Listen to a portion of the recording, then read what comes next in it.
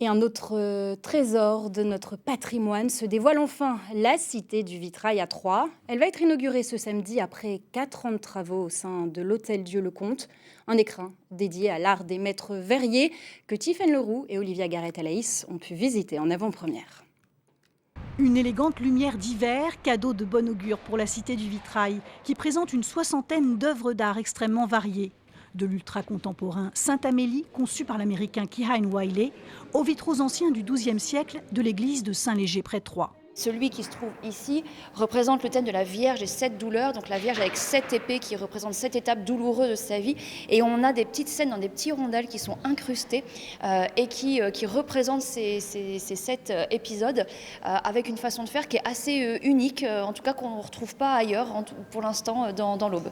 Une quarantaine de journalistes d'horizons variés sont venus découvrir la Cité du Vitrail, Connaissance des Arts, France Culture ou Bahreïn Télé, avec souvent beaucoup d'enthousiasme.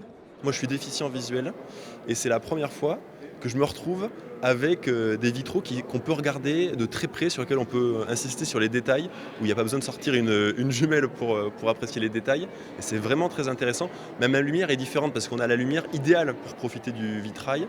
À travers cette salle, le visiteur fait notamment le point sur l'histoire des techniques et sur les usages du vitrail, pas toujours religieux. Grâce au prêt d'œuvres à long terme, le lieu promet une constante évolution. Plusieurs dizaines de milliers de visiteurs chaque année. C'est vraiment un objectif qui nous semble tout à fait atteignable au vu de la qualité des pièces qui sont présentées, au vu aussi du renouvellement des œuvres qui sera fait régulièrement et qui permettra à un public de régulièrement, tous les 6 mois, tous les ans, revenir et redécouvrir un peu différemment la Cité du Vitrail. Pour les maîtres verriers troyens ou parisiens qui ont présidé à la restauration de nombreuses pièces, cette nouvelle cité est évidemment une avancée importante. Il y a des belles collections au Louvre, il y en a au château d'Écouen, il y en a à Carnavalet.